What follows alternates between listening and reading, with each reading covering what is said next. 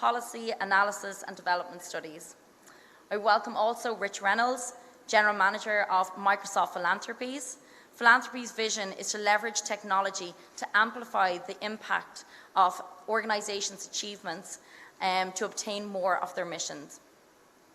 And we're joined here as well by Mr. Karenzi Benjamin, who is representing both youth and entrepreneurship today, and is the CEO of Robotica Africa.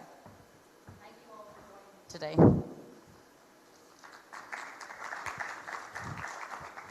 So, Karenzi, I would love to start with you. You've had the experience of having a very successful tri-party agreement. Can you explain a little bit to the audience of what Robotica Africa does and why a partnership or multiple stakeholders, that involvement was so important to that activity? Yeah, thank you very much, Laura, and excellencies in the room. It's really a privilege to be here. We at Robotica Africa is a startup company that currently we are operating in Rwanda and with hopes to scale across Africa. What we are doing is we introduced robotics for younger children, that is starting from the age of 4 to 16. And what we do is to train these youngsters with the basics of digital skills. Using the robot is very important because this is actually, I think you all know that most young people somehow becoming so addictive with social media and video games. So we introduced a robot which is actually fun and also very engaging in terms of learning the STEM subjects for the young people. So we are inspiring these youngsters to like sciences and so on. And the only way to achieve this, such an idea came out as a big idea for a startup company to think about that, though we are seeing that was very important. And all we decided to do was to convince the government of Rwanda to partner with us. Sometimes it can be so tricky for governments to immediately give funds out, but what we did, after getting the endorsement with the government of Rwanda, we went on to convince MTN to put money into the initiative. So we arranged a kind of a tripartite partnership where a corporate company was funding the event and then the government taking lead on how to implement it so that it is well in line with the national curriculum. And this is what we are doing in Rwanda, and it's very important and to have such a partnership. However, in attracting such a corporate company, sometimes it becomes very challenging because we are targeting a certain segment that don't have money to spend on their products in terms of marketing. And when they ask you about your proposal and how they're going to, even in their CSR, no, in the marketing, they say, we need to know how we are going to bring back a certain percentage of the money we are spending on you. And the people we are serving are people with no money. These are kids.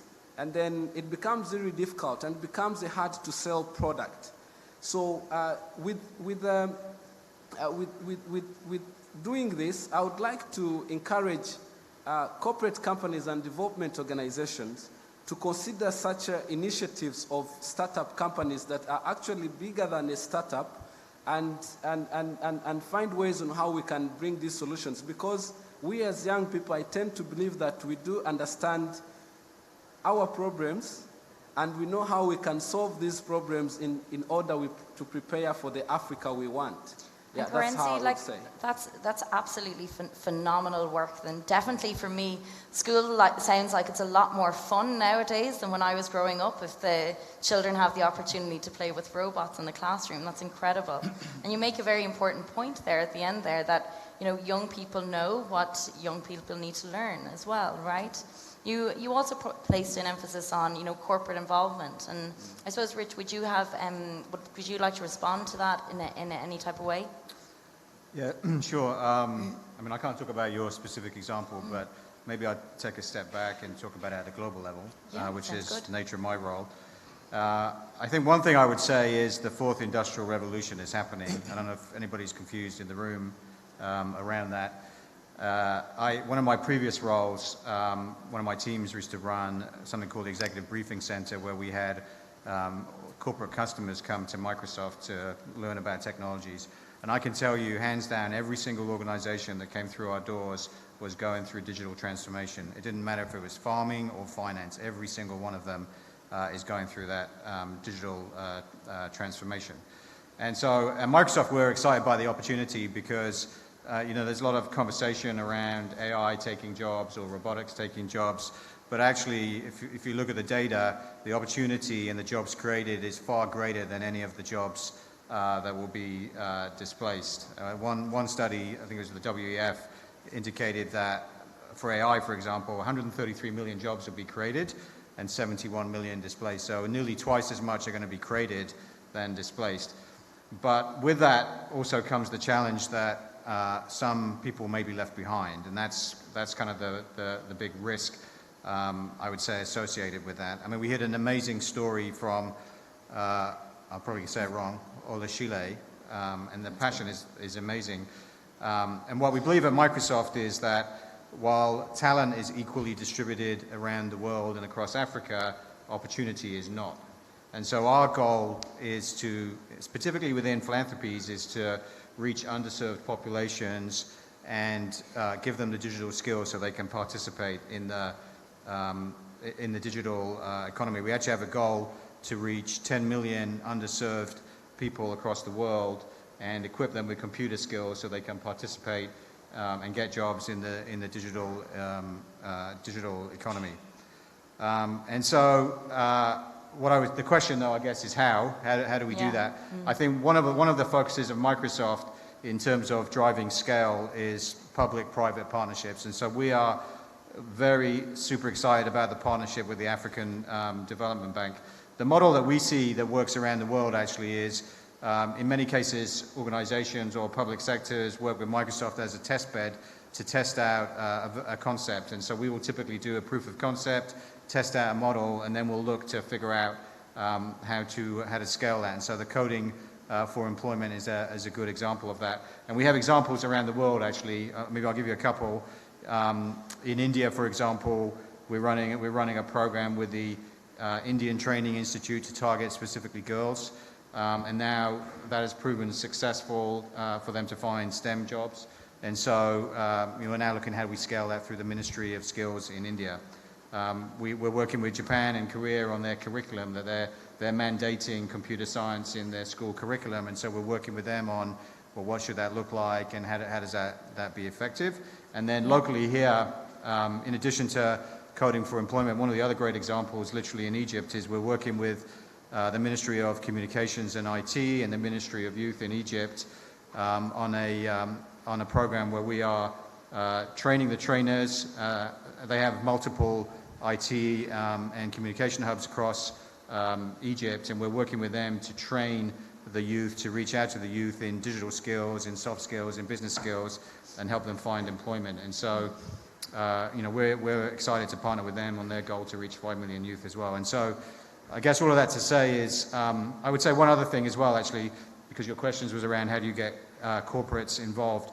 We're also, in addition to the public-private partnerships, we're also working with corporations to identify those that are like-minded as Microsoft and looking to reach underserved people around digital skills. And so we're also bringing them to the table in various markets around the world to participate in these with the nonprofits in driving impact in the marketplace. So that's one. The other area actually is at Microsoft we have a startups organization as well, that is looking to help organizations. And we're just introducing actually a startup project focused on social entrepreneurship as well. So not just core businesses, but actually those that do social entrepreneurship as well. And so public-private partnerships, and we're encouraging other major organizations to participate, and we're looking at how we drive startups as well. Thank you, Rich. And speaking to that point of, you really touched on making sure that nobody gets left behind. Now, Professor, you've seen the Coding for Employment in action in your university, and you've seen other programs in action as well. Can you talk to me a little bit more about the university involvement in this, with the CFE program, but also in other programs, ensuring that nobody does get left behind, and how we can accelerate this progress a little bit quicker? Yes, thank you for the opportunity to be here. For universities, as we heard this morning and yesterday, they have a major role to play in training. Universities, of course, also have a major role in terms of research, as well as in terms of public service and engagement. And finally, they have a major role to play in terms of entrepreneurship and innovation in society. These roles require universities to be very intentional in the ways in which they provide training. So in that realm, it is important for universities to ensure that the curriculum that we are offering our students not only gives them, as we have heard throughout the day and a half, subject and technical skills, but also soft skills. And in our case, we've been very mindful of the fact that the new economies that are emerging, the new jobs that are emerging and the jobs of the future require that the students are exposed to STEM, as well as, of course, the traditional liberal arts skills, critical thinking, communication, creativity, problem solving, teamwork, that empower them to participate as fully as possible. With regards to research, again, it's important for us to ensure that the kind of research that our universities are doing focuses on key challenges facing our economies and societies, and also develop the capabilities to do that research. And the digital space is, of course, a critical area, not only for research, but also in terms of capabilities to undertake important research on the continent. And in that regard, it is important for all of us to pay attention to the key changes that are happening globally. And we know that the digital disruptions is one. There is also, of course, the population growth for Africa and population decline in other parts of the world. In other words, the demographic disruptions. And then, of course, the changing global political economy in terms of the rising hegemonies and conflicts and hierarchies, China, the United States, and so on. And the issue that we have to face, all of us, is what is going to be Africa's place in the new global political economy. This leads to the other issue, namely, how do we make sure that our universities are engaging society at large? And this is the whole question of public-private partnerships, but also partnerships with other players, civil society organizations, international and intergovernmental agencies, philanthropic organizations, and so on and so forth. And finally, universities have to provide, as I said earlier, innovation and entrepreneurship. So what are we doing to ensure that we're providing those skills to reduce or eliminate what we've been hearing, the mismatch between jobs and skills? Now, for us at the university, we've been mindful of all these issues, and we felt that it was important for us to participate in the partnership that the African Development Bank provided in terms of skills, coding for skills development. And we were delighted to be among the first institutions to be selected as a partner institution to set up coding for skills. And in doing that, what we have tried to do is to ensure, A, we have enough capabilities, and of course the project provides some of that, as well as, of course, partnerships with other players, including Microsoft. We have had an independent relationship, and other major companies, IBM, Cisco, Linux, Technobrain, Continuity East Africa, and so on and so forth. And then also to make sure that we are reaching out to both young men and young women.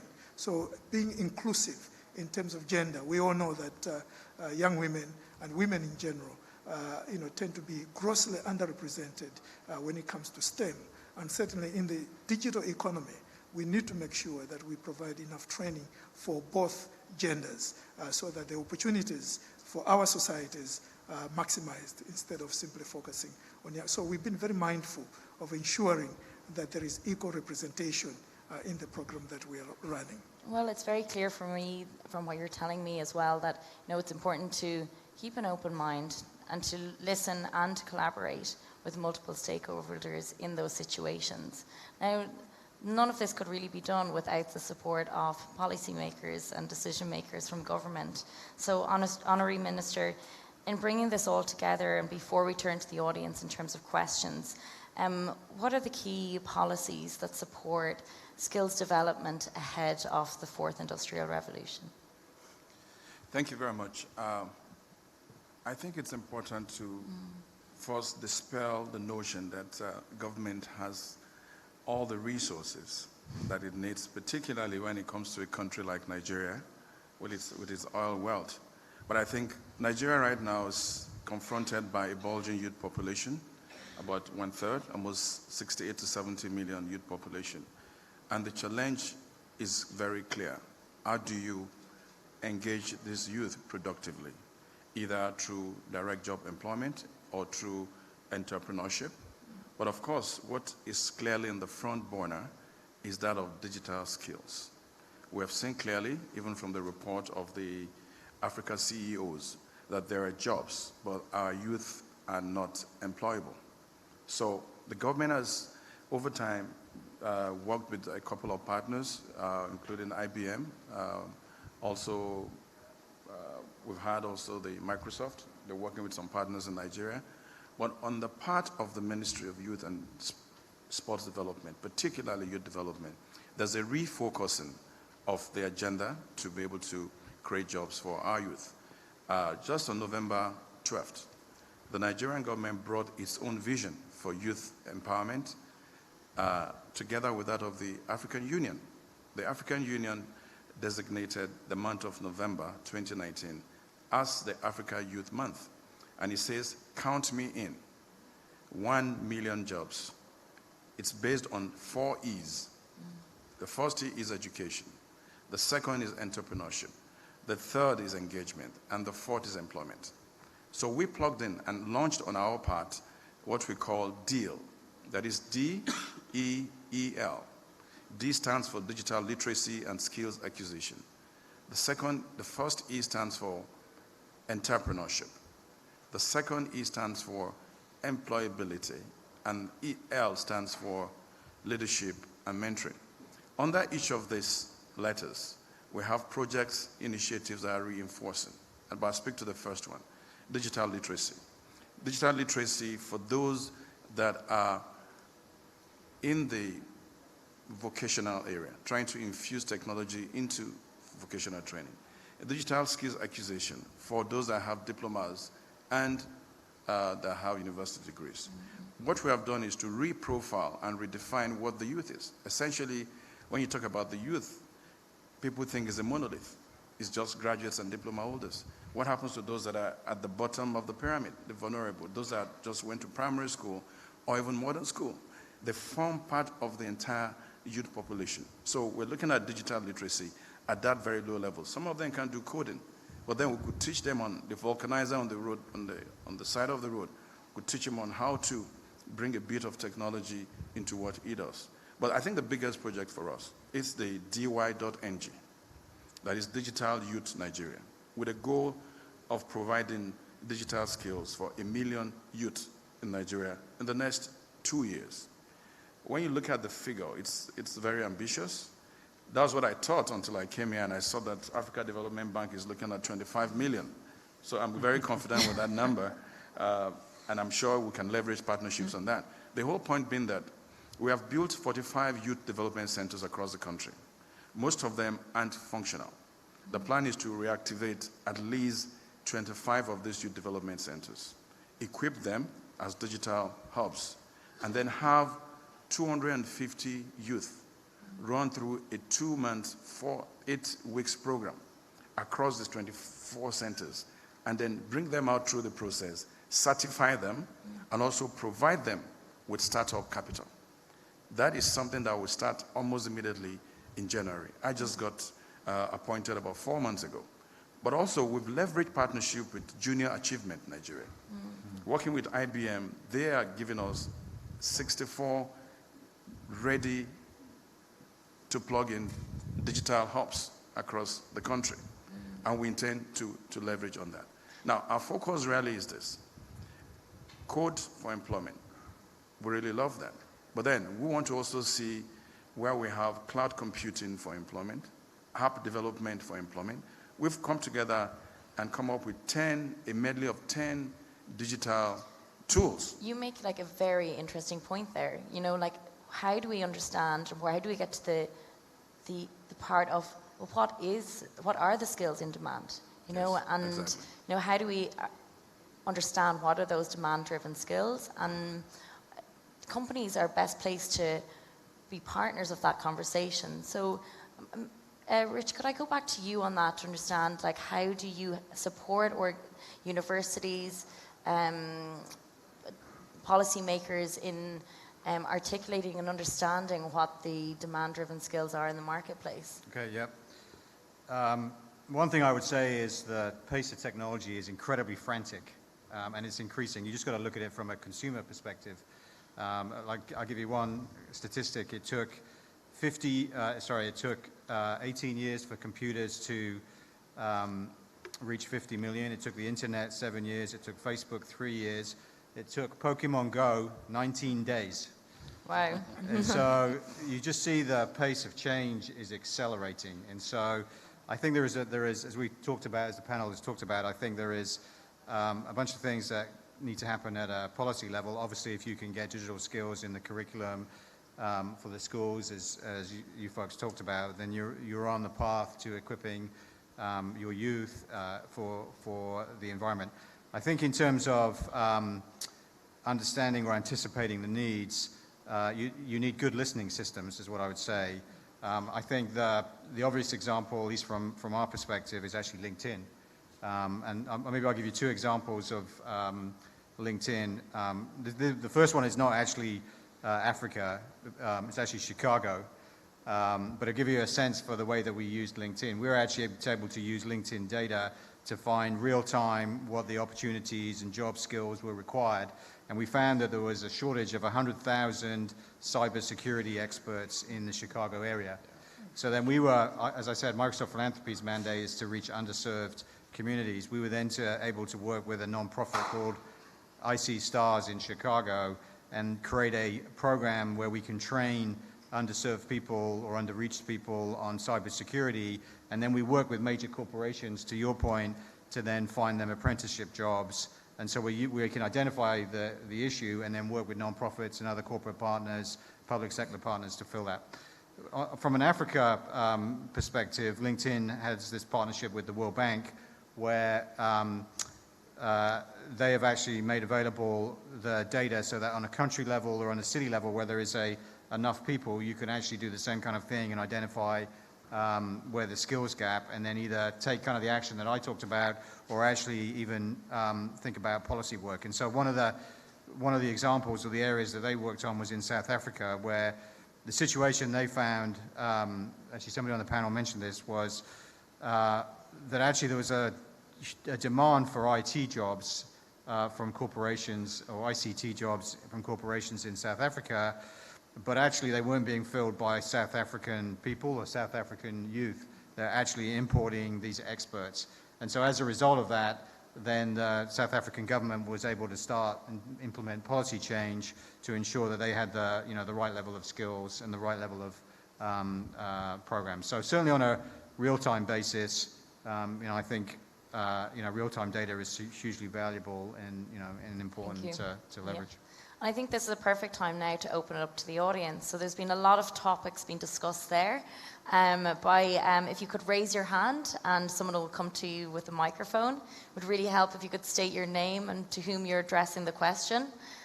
So the lady in the center, please. If somebody could come to her. There's a lot of hands there. We'll try and we'll capture 3 questions at a go. I think that's probably the best way to do this. Okay. Thank you. My name is Jaria Tujalo. I'm from the Gambia. My name is Jaria Tujalo. I'm from the Gambia. So my question is to Rich. I just want to know, you made a mention a famous quote that talent is distributed, opportunity is not. I want to want you to let us know or tell me how do you in Microsoft translate that into value in the African economic context. Thank you. Thank you very much. A show of hands then as well. Over to, very eager there, over on the left, if we could get the mic over, please.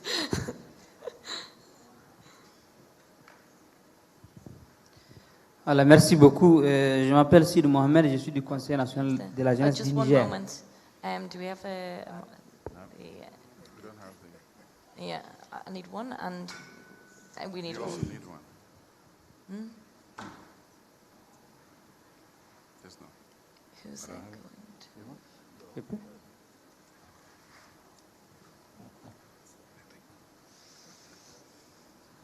Someone have to translate.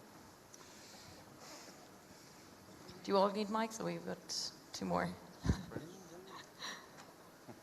And two more, and then we're good. Thank you.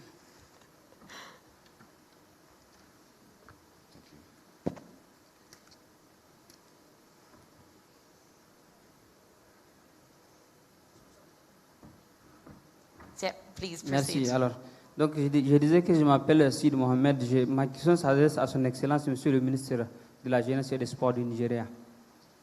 Étant donné que c'est lui le représentant du Nigeria ici, je voudrais savoir en fait l'impact qu'il a eu du fait qu'ils ont fermé les frontières qu'il y a entre le Nigeria et le Nigeria et le Bénin. Est-ce que vous savez combien de jeunes aujourd'hui sont en train de chômer à cause de cette politique que vous avez mis en œuvre pour fermer les frontières, surtout dans les régions de Maradi du Niger, surtout dans les régions frontalières avec le Nigeria? Merci. Thank you very much, Mohammed. And one last question. If we could take from the other side of the room, we'll try and share the love, okay? So one to the right there, the gentleman with the blue shirt, I think it is. I need to change this. This is not working. Oh, this isn't working. Mine did it. Oh, okay. Okay, so thank you very much. My question goes to Mr. Honorable Sunday Akindare, the Minister for Youth and Sports, Nigeria. Having come to terms with the import of technology, not just in education, but also in capacity development that cuts across age and sectoral departments. I want to find out how your department, your ministry is collaborating with the Ministry of Education to see how we can, as a matter of maybe first concern, to see how we can implement some of these digitally enhanced skills, even way right from the primary school to the secondary school, as well as then to the, because we know that, because I know it could be quite challenging given the number of enrollment we have and the paucity of structures we have on ground to accommodate all of them, but at least to start somewhere, it's a very good idea. So how can your ministry collaborate with the Ministry of Education to implement these digitally driven digital and technical skills right from the primary school? Okay, thank you very much. Rich, I may go to you first. Actually, I think that the first questions was directed to you. Yep. While you gather your thoughts on that. The comment I made is talent is equally distributed, but opportunity is not, and that's what that you picked up on. And you just see it from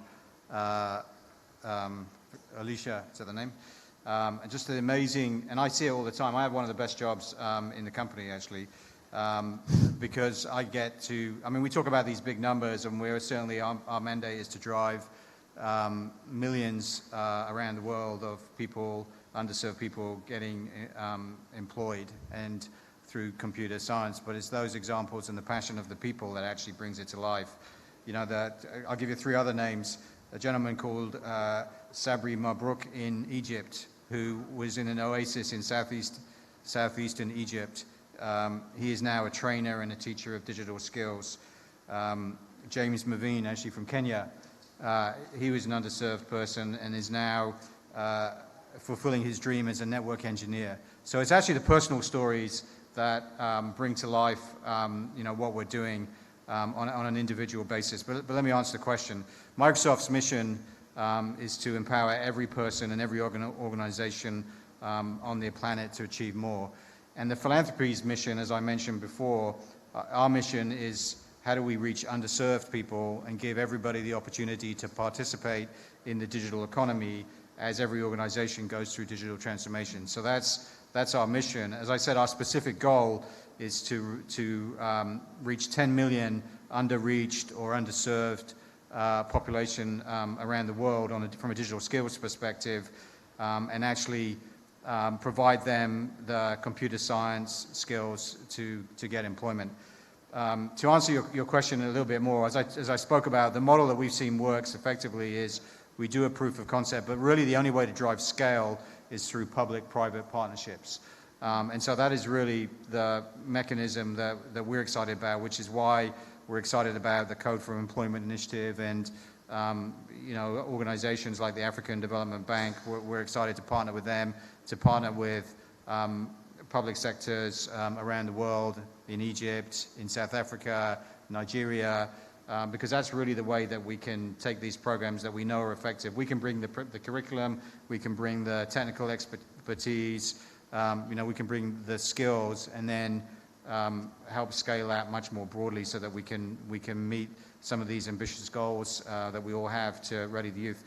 Again, just to give you one other example, I talked about a couple of different examples. Obviously, there's a spectrum when you think about enabling people for employment. It's everything from digital skills through to computer science, through actually to AI capabilities. And so across that spectrum, we look for initiatives that we can drive.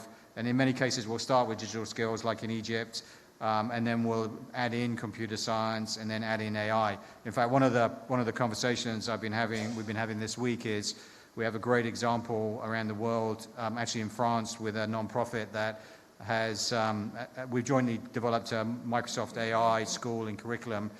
They actually already work in 7 countries in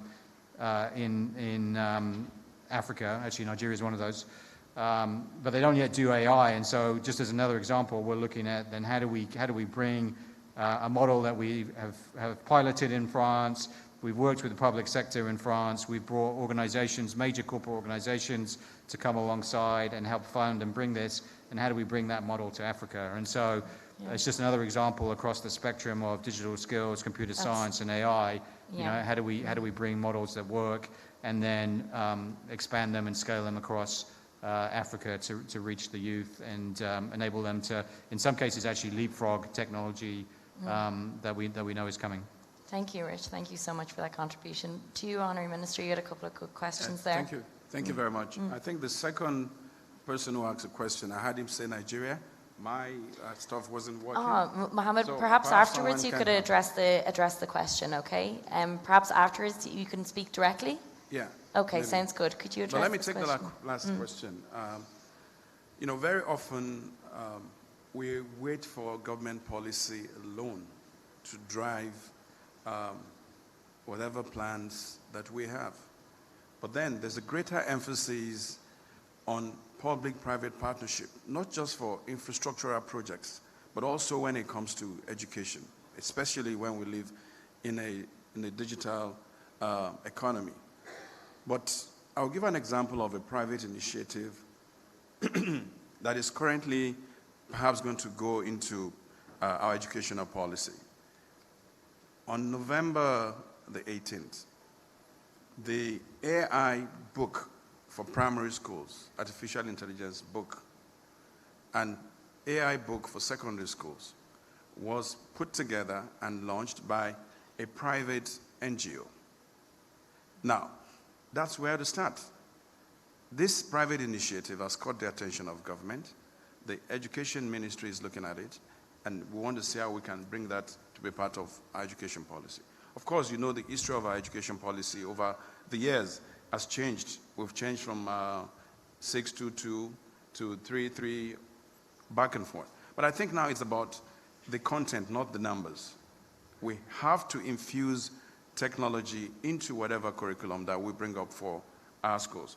But let me also say, The ministry is trying to create linkages. We have 5 core ministries working for youth development, youth and education, youth and science and tech, youth and communications, and of course, youth and women affairs, because there's also gender sensitivity in all of this. Just about a month ago, the Ministry of Communications was changed to Ministry of Communications and Digital Economy. It is for purpose, it is for effect, and it's also for impact. So I think we're working to create linkages. Just 2 weeks ago, the Minister of Education was in the UK to meet with the Pearson's Group.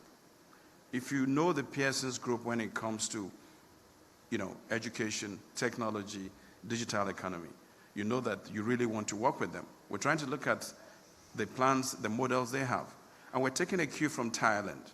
Pearson's Group was invited by the government of Thailand. They went in, and within a year, they created 15,000 smart farmers using, through training them digital technology. Created 50,000 youths who were trained in digital tools production. So we're looking at best practices. We want to leverage on partnership, not just the education ministry, but about 4 or 5 core ministries working together to see how we can revamp the entire educational sector. Thank you very much. I think we have opportunity for a few more questions by show of hands. Yes, to the lady there in the green, please, at the second table. No, over here. Can you raise your hand, please, again? So, thank you. Can somebody change this? Thank you. Oh, you'll need that again. Cheers. Hello, everyone. My name is Asiya Said or Aisha Said. My question goes to Master Reed, General Manager of Microsoft Philanthropies. My question, I'm from Somaliland, and it is one of the under-reserved country or places. And there is millions of youth who never hear things about AI or technology. So you only focus the countries or places with a good government system, good policies, or you also go to places like Somaliland. That's my question. Oh, thank you. Thank you very much. And by show of hands as well, another question, please.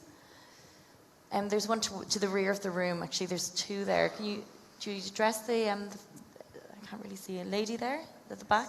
Yeah. Thank you so much. Okay, my name is Brenda Chasimire, and I come from Uganda.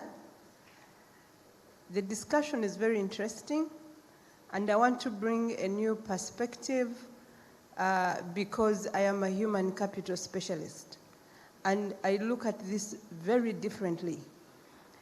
While we are looking for funds to support job creation, entrepreneurship, there is an ingredient that tends to miss from the eyes of the human capital specialist. I'll give you an example. For the many years I've done this, which is more about recruitment for employers, we have jobs, and the Honorable has just talked about it. We have jobs, and the youth are not employed, and they are graduating in large numbers every year.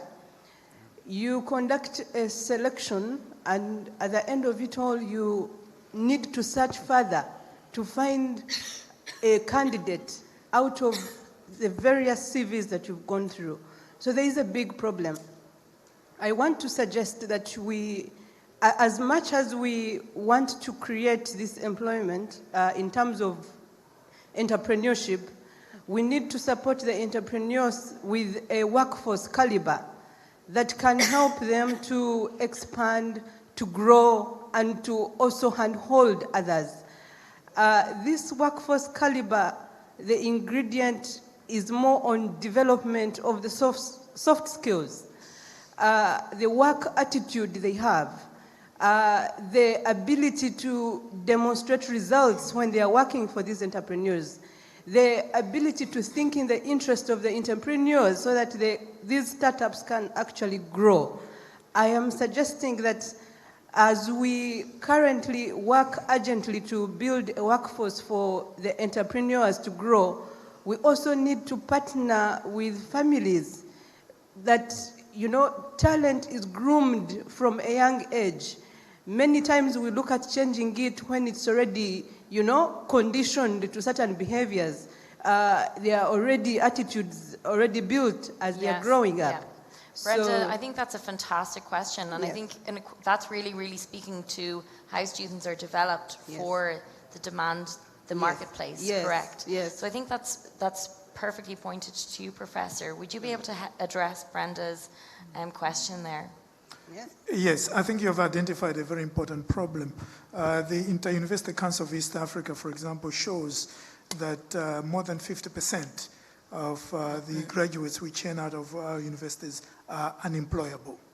And that talks to the quality of the education that we are giving these young people.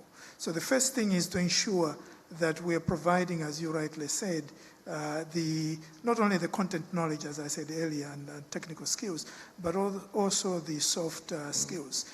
And secondly, we need to provide curriculum that reflects the conditions of the market, the jobs of today, and of course the jobs of tomorrow. And in order to do that, we need to continually reform our curriculum and not simply do it every 10, 20, 30 years, as might be the case, but to really do it regularly, curriculum assessment and changes. And then, of course, thirdly, we have to make sure that the lecturers, the professors, are also being trained to teach the current generation of students. We're no longer, of course, just dealing with the millennials. We're now dealing with Gen Z, who are the digital natives, to use the language in some circles. And a lot of our lecturers are teaching them the way they were taught 30, 40, 20 years ago. And that simply won't work. So we need to ensure that we're providing continually upgrading in terms of teaching skills, in terms of pedagogy and so on. And then, of course, we also must make sure that the curriculum is not simply one that you teach in the classroom, but that there is an interface, an interconnection between what's going on in the classroom, co-curricular activities, and community engagement.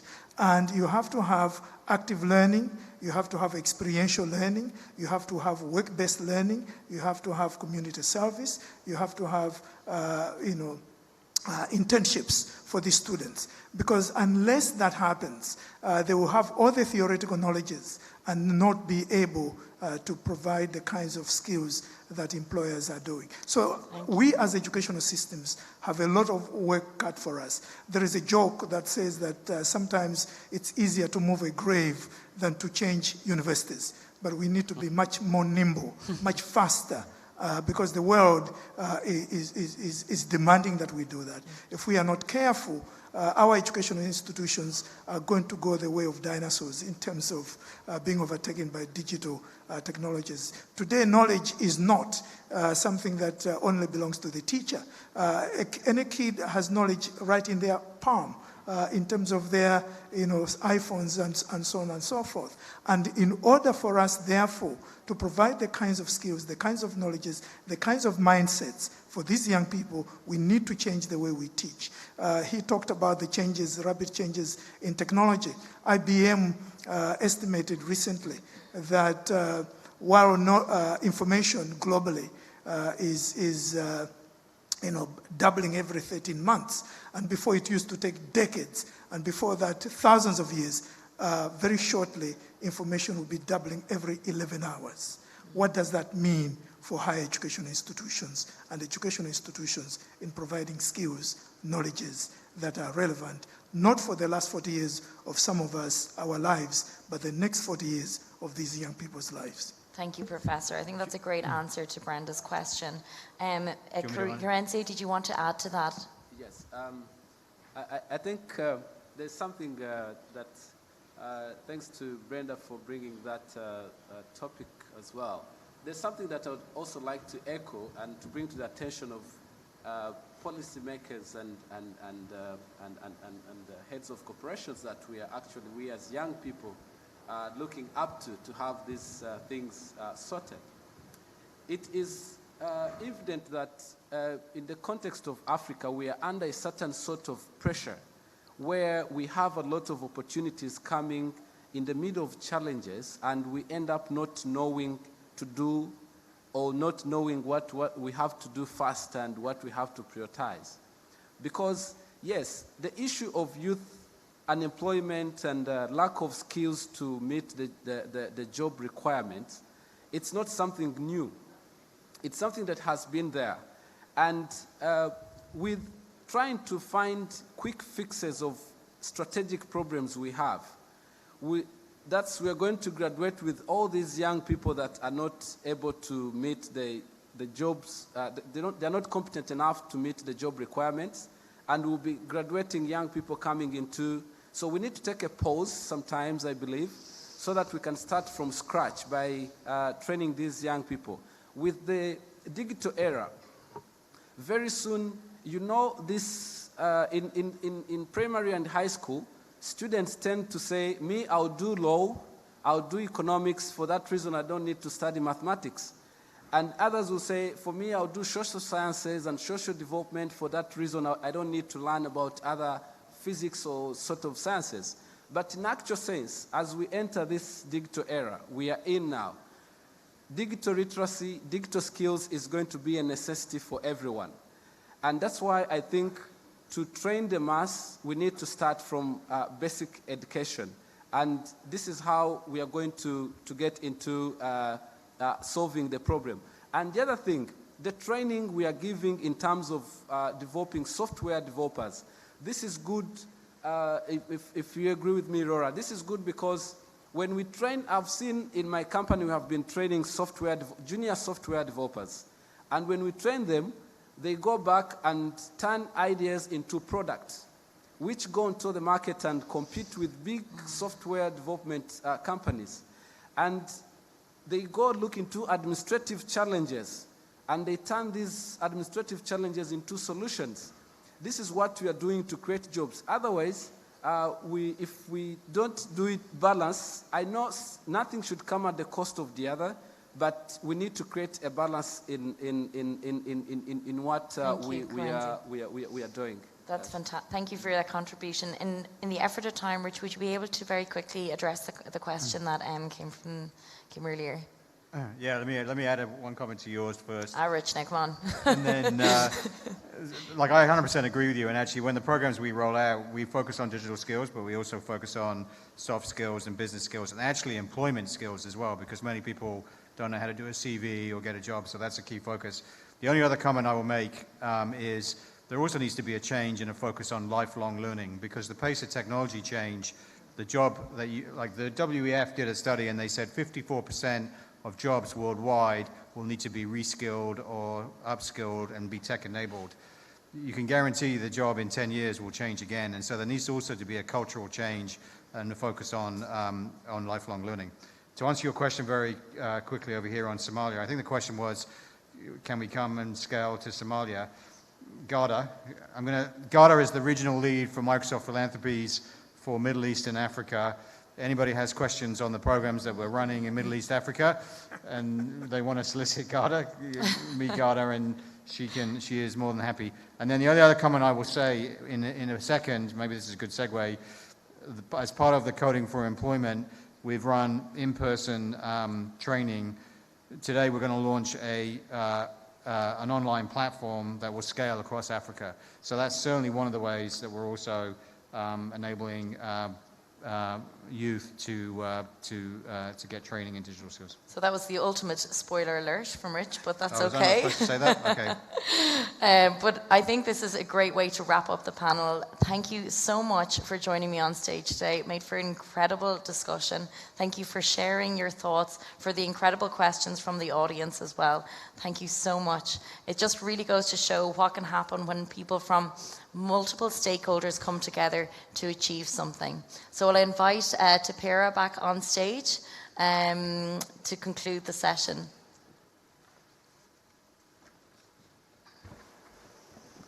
Great. A round of applause for the panel. And can I ask the panel to step forward a little bit for photography, just for a minute?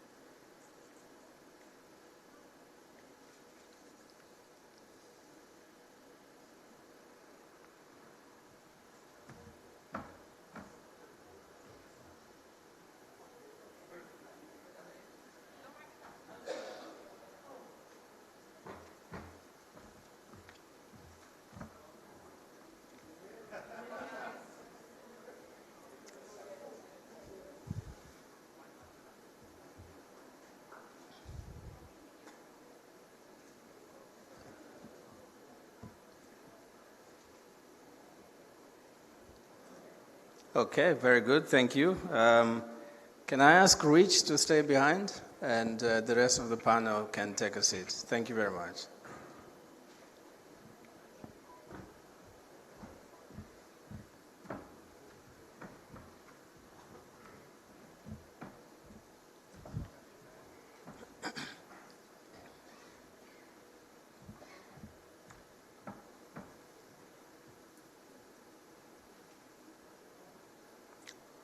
Okay, so Microsoft would like to give everyone the opportunity to participate in the digital economy, starting with 10 million people.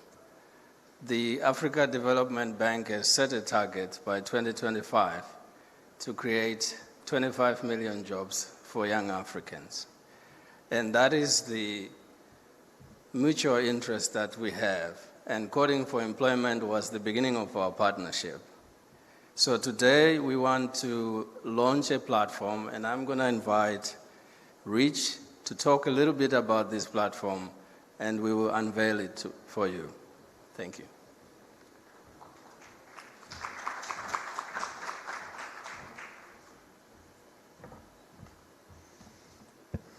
Thank you. I think this goes to several of the questions that came up, which is how do we drive scale?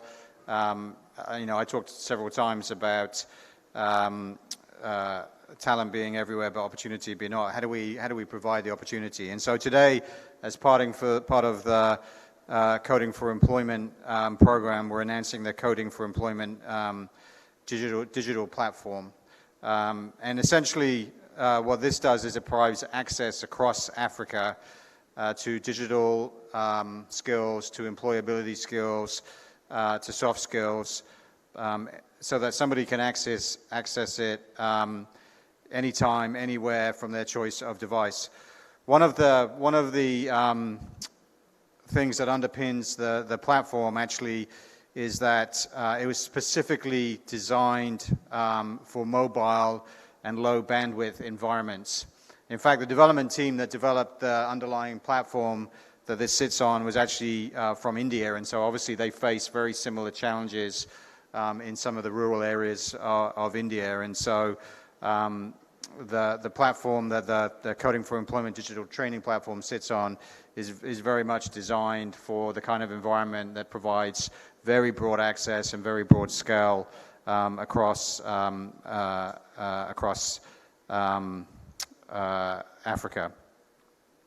I think the other thing, so we are, as I said before, we are very excited to partner with the African Development Bank. You can see that we have very similar goals in driving computer science skills for everyone, and actually not just for the sake of it, but to drive with the goal of employment.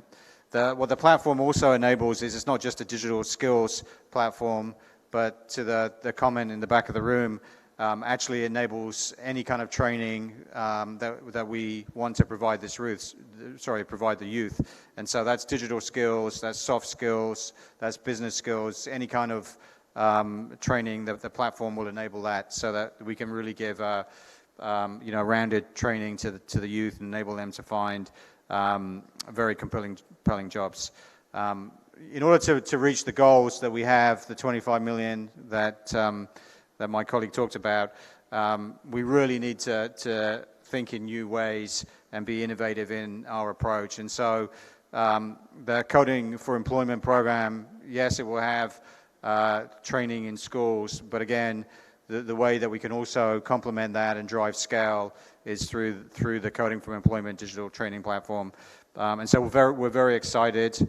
This is an innovative approach that we're focused on, not just on what people learn, but how and when they learn, and making that broadly accessible and broadly available, as I talked about, on a mobile environment and on a low bandwidth environment. So we're very excited about the partnership. We're excited about how we take it to the next level. We're certainly thinking about innovative ways to do that. And this is just one step on that journey that Yo-Yo talked about to take us to the next level and empower our youth in Africa to get great jobs in digital skills and computer science. So thank you. Let's just, rather than me do a demo, we thought we'd just show you a quick video of what this Since learning is key to growth and prosperity, the Coding for Employment e-learning platform will help current and upcoming workforce gain the necessary skills and provide access to meaningful jobs. On the Coding for Employment portal, learners can seamlessly sign in, enroll for courses, and do self-paced learning using the portal. The learners don't need to remember any passwords. First thing a learner must do after opening the portal is to sign in. The platform provides a seamless login experience where learners don't need to remember any additional passwords. They can use their mobile number and verify the login using an SMS. Simple and visual navigation with minimal text. We are now at the My Courses page of the web app, where learners can see all the courses in which they have been already enrolled. Each card on the list provides more info about the course and percentage completed. Additionally, learners can go to the course library to register for additional courses. Learners can use the category filters to quickly view the courses under each category. To enroll for a course, learners need to click on the course title and register. The simple, visual, and click-based navigation allow learners with low digital literacy to explore the platform easily. Familiar YouTube-like video consumption experience. The learning experience is optimized for video content to provide fast and smooth streaming experience, even for low bandwidth scenarios. Learners can view the pending lessons in the course outline and consume lessons of his or her choice. While consuming content, learners can seek help from peers and community experts using the discussion forum. Learners can also acquire certification for specific courses. For example, this Microsoft Office 365 course offers a certificate upon passing the exam. In this course, the learner must answer 50% of the questions correctly to acquire the certificate. Now, after submitting the answers, the learner will be able to access their certificate and print it.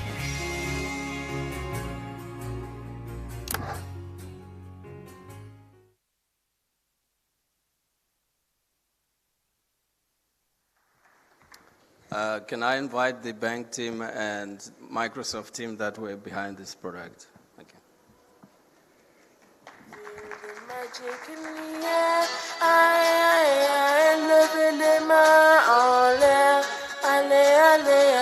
Feel the magic in the air.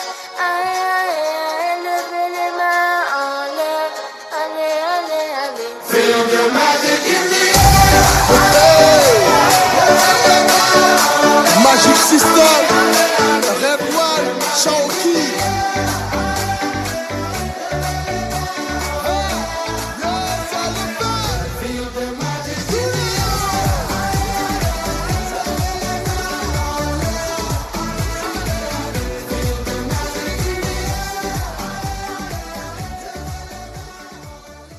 All right, thank you very much. We shall take a short photograph and then we move to the next panel. Thank you. Magic in the air, I love it in my all, ale, feel the magic in the air, I love it in my all, ale, the magic in the air. Magic System, Red One, Shawty. Yes, I love that. Feel the magic in the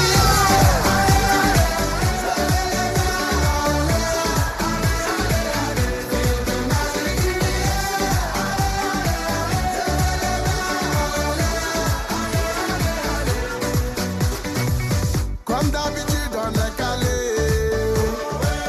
comme toujours ça va aller.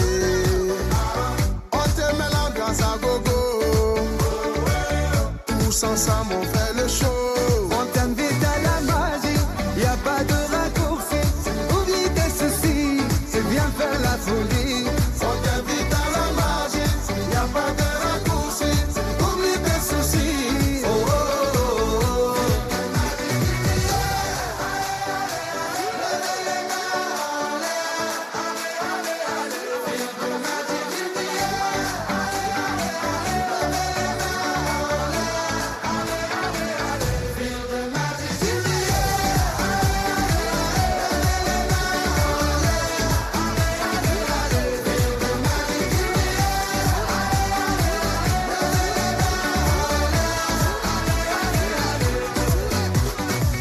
C'est pas seulement pour les bobos,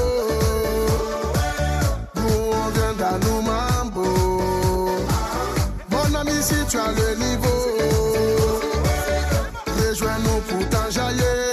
On t'invite à la magie, y a pas de raccourci. Oublie tes soucis et viens faire la folie. On t'invite à la magie, y a pas de raccourci. Oublie tes soucis.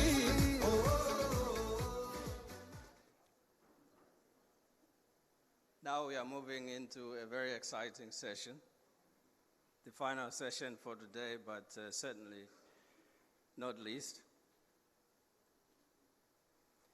We have a special event where we are going to invite ministers and a youth representative to discuss policy.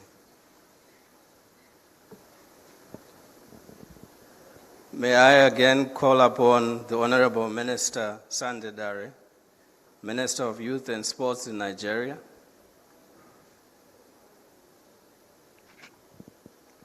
May I also call upon the Honorable Minister Nadia Dudi,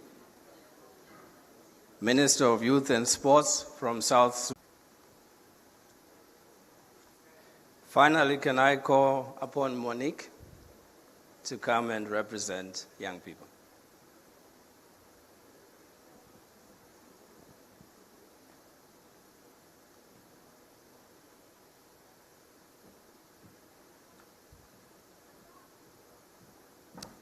And if I could have a mic in front, please. Thank you. Mic.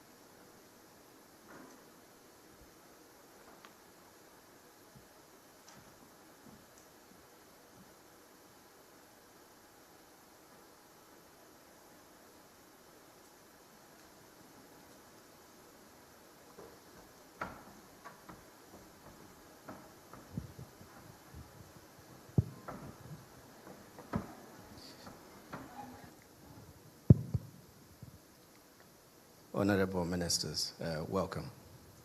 Thank you. Monique, I know that young people have been discussing and they've come up with recommendations of the kind of enabling environment they would like to see. So would you be so kind to share with us what the views of young people are in terms of improving the enabling environment? Thank you very much for the opportunity. Honorable Ministers, all due protocol. We, the African youth who took part in this conference, came up with 5 short, precise, and concise recommendations. And without wasting any much of your time, the first recommendation was to develop patient innovation SME policies which should be put in place, permitting risk to be accessed by young African entrepreneurs who want to venture into the entrepreneurial world. And these policies should also have guidelines that guidelines that help our government to be able to track progress. And they took a case study. We took a case study of Egypt, whose central bank forced local banks to lend SMEs a requested percentage of the loan portfolio, 20%. The second recommendation was for our educational systems to be revamped and become innovative and disruptive so that African youth can be able to meet up with those in the developed world. The third recommendation was for there to be effective collaboration between the youth and our governments at all levels. The fourth recommendation was for our governments to revise our taxation policies, which can enable the young African entrepreneur, become sustainable with his or her enterprise. And the fifth was listen to the youth, listen to us, and take us serious. Thank you very much. Very good. Thank you very much. Yes, you can clap hands for the young people for wonderful suggestions. I think these form the basis of our discussion. So, honorable ministers, what are we doing? What can we do to address some of these recommendations? So I'll start with Honorable Dara. Well, thank you very much. I think we're doing something, at least at the level of the Nigerian government, but also from what I've seen from a couple of African governments, from Rwanda, for instance, from Ghana, also, of course, Ivory Coast. But let me speak to the Nigerian. One of the things we're working on right now is in the area of policy, is to establish for the very first time the Nigerian Youth Development Fund. We've never had that before, but clearly there is a need for such a fund that will be accessible to the swath of our youths who are self-starters, who are also entrepreneurs. We found out that in the last 5 years, there's been an emphasis on people acquiring digital skills, technical skills, going to school. Most of them have heeded the call. They are now out there in the job market. They've gotten the skills necessary, but they don't have jobs and they don't have the capital to be able to start. So we need to take care of them. Also, there's a greater emphasis now on training, 1 million, equipping them with skills. What happens when we train them? At the end of the pipe, do we also dump them in the job market? So a youth development fund is critical. I know for sure that Nigerian banks have been mandated that 65% of their deposits must go out as loans, while only 35% remains within the banking vaults. Now, we're working with the central bank to make sure that of that 65% that must go out as loans, perhaps between 25 to 28% should be loans, soft loans, single digits, that will go to the youth. And then we will serve, the ministry, working with our partners, we serve as, verifying youth that are qualified for such loan. So something has been done. Thank you very much. Honorable Dudi from South Sudan. Your views, please. Thank you so much, moderator. First of all, I would like to thank the leadership of African Development Bank for including us in this very important conference, and also as a decision maker. I really want to appreciate them on behalf of my country. Before I respond to what you have raised about what is the role of the government, I want to give you the background a bit about South Sudan and the situation that we are going on in terms of unemployment and what we reach up to now. First, let me start about maybe all of us, we do not know in this hall what is going on in South Sudan. And I think with the new technology, everyone has information about South Sudan. Since we entered the war for 21 years, and also additional war from 2013 up to 2016, it was not an easy. Mean that there is a lack of economic growth, human reduction, and other things also, and skills development. All these things affected the situation in the human being in South Sudan. When you talk about the unemployment or the employment, you talk about the growth of economy. And when there is a growth of economy, it means that there is a high level of production. And for South Sudan, since that long period of war, we lack of a high level of unemployment in the country, as I mentioned earlier. And also the issue of bringing people together. In South Sudan, you have heard that we are a country of huge or rich resources, leave alone the oil. When you talk about the animal resources at other part, agriculture as other part, mean that there is a link between, we're supposed to link if we are talking about the unemployment today, we're supposed to link rural areas and the urban areas. When you talk about the rural areas, you want to talk also about what the young people are doing there in rural areas in terms of also creating a job. As I heard yesterday from the colleague, Minister of Investment of Egypt, that the issue of seeking a job and creating a job. I think if you are seeking a job, means that the government cannot resolve all the things.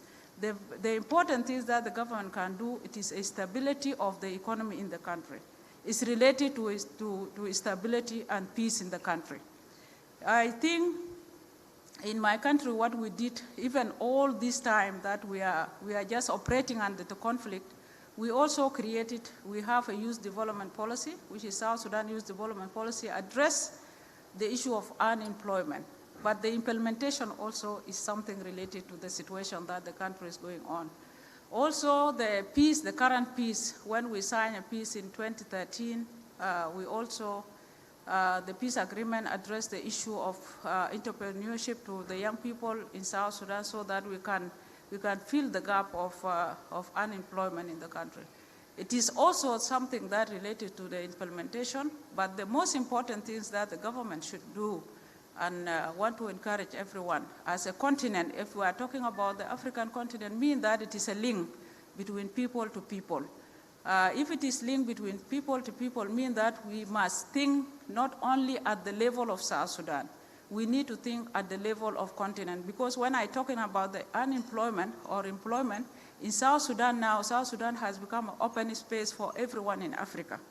Mean that when I have somebody from Uganda stay in South Sudan, you must think as a government how this person can live in South Sudan without work.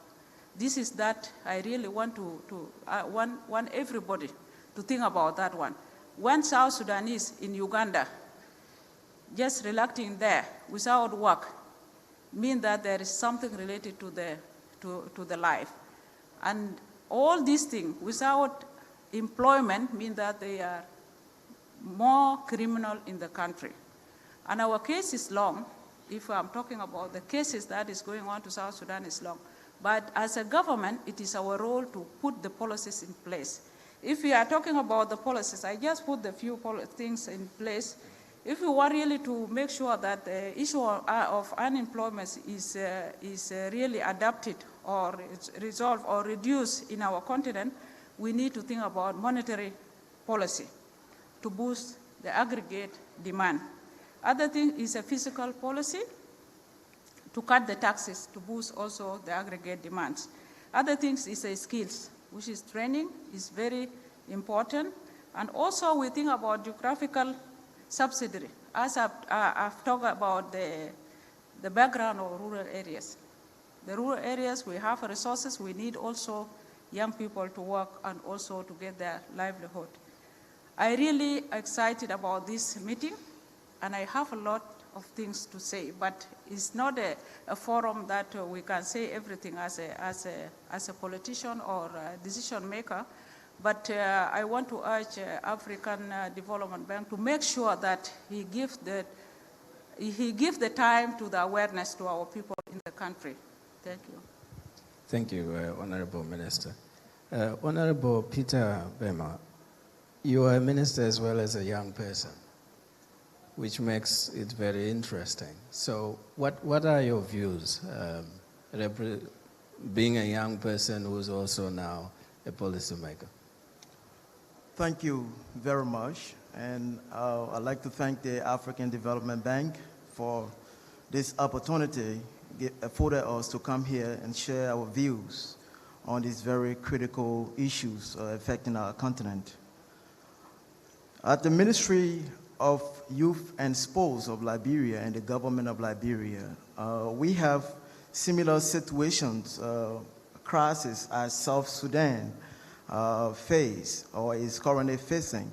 But for our situation in Liberia, we have graduated from the crisis stage for quite a number of years now, about 16 to 18 years after the civil conflict. But we still have economic issues, and those are some of the issues that are currently affecting the youth unemployment in the country. But the government, under the president, the current president, George Manawiya, is taking critical steps to address youth unemployment challenges.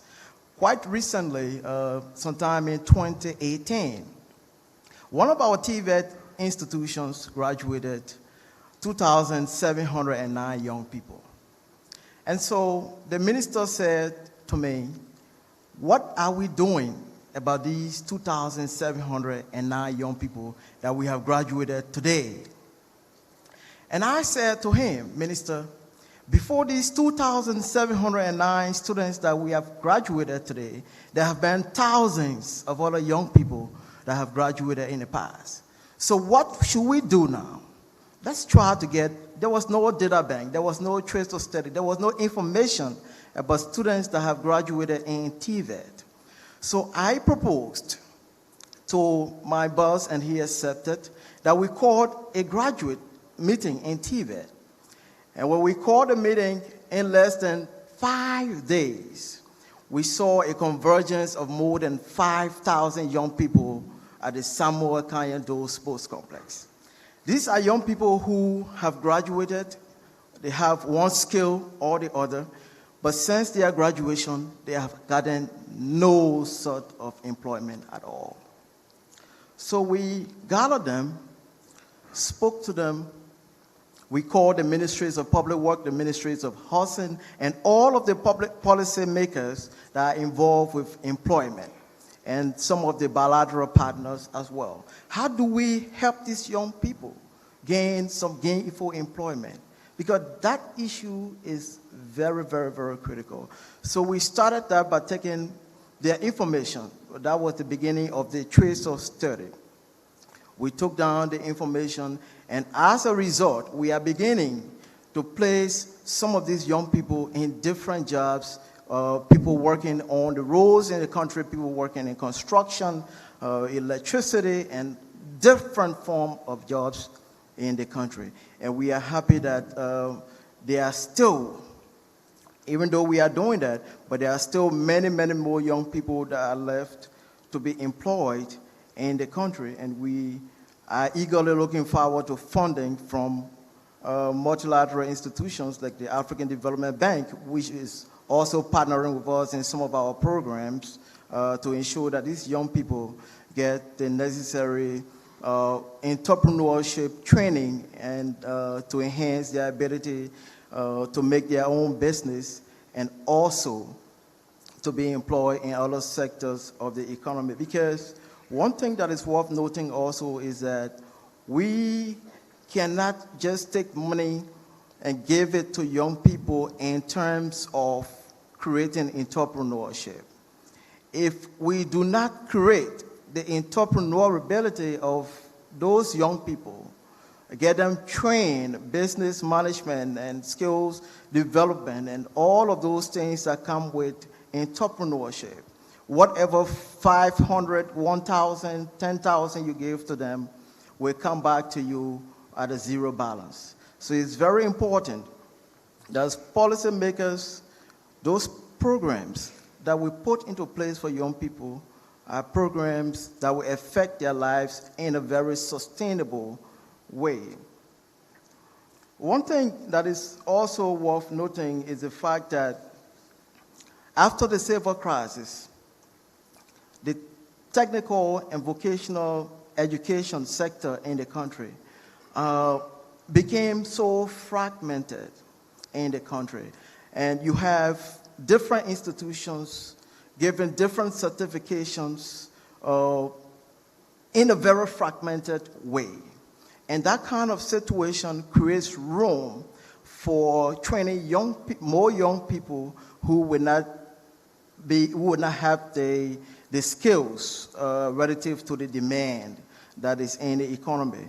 So as a result, what we are trying to do now as a country is to ensure that there is an authority or a commission that regulates the activities of technical and vocational education and training, an authority that regulates the issues of curriculum, harmonization, and standardization, an authority that regulates the issue of qualification, okay, because we also need to have the national qualification framework for teachers so that everybody is equally qualified to be able to train those young people that's in so much need of the relevant training.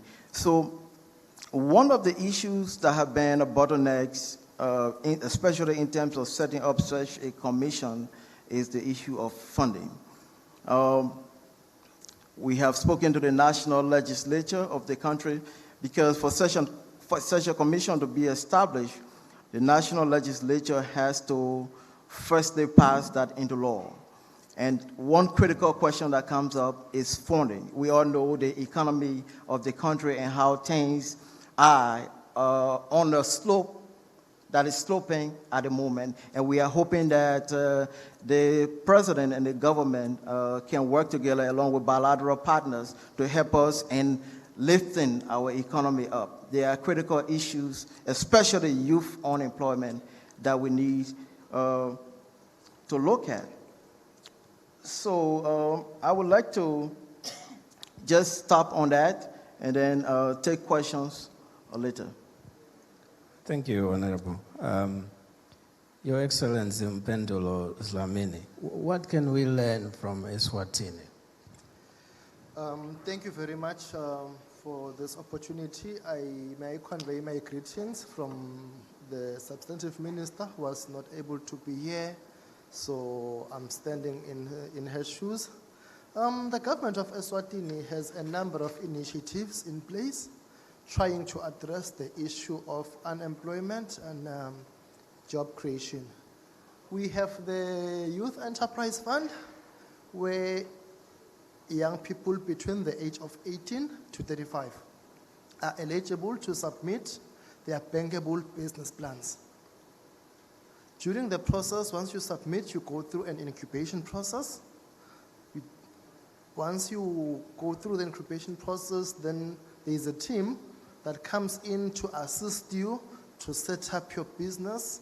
We've got some certain facilities whereby you'd rent the place, but at a very, very low fee for a period of 3 years. After 3 years, you graduate, so you have to leave to allow others to come in.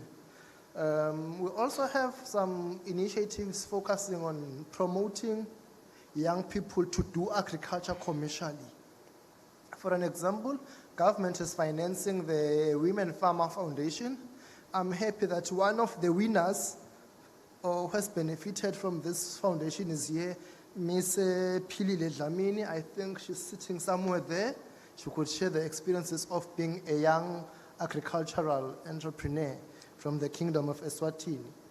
Then we also have an initiative whereby it is now compulsory at university level to have an entrepreneurial project, which is now part of the curriculum. You would not graduate without submitting your business results, which I think we are now trying to change the culture of a tie to say people must go to the university, learn, and go and create jobs to employ others, not necessarily to be dependent on employment, because people were having their qualifications with nowhere to go. So the best thing is we had to create the enabling environment. So in the current situation, I think somewhere, somehow, we are on track, although it's due to some certain funding or we lack some assistance there and there, but we are trying to do something. Very good. I would like to make this session as interactive as possible. So I'm going to open it to the floor, and I'm going to take hands, suggestions, questions, comments. If my colleagues can help me with the microphones. So I see the first hand over there.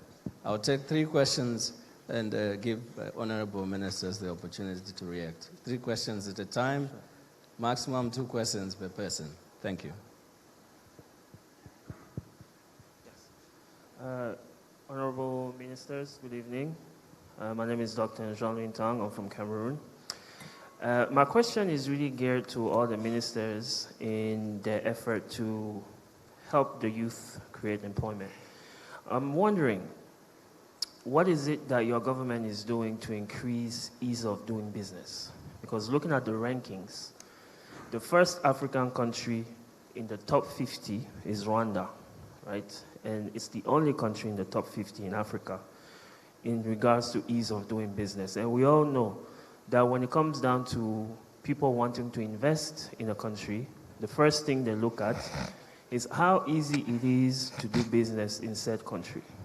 So as you are now focusing on creating those policies and facilitating job creation by empowering your youth to start businesses, how easy is it going to be for them to do those businesses within your country, and what is it that you're doing to increase ease of doing business? Thank you.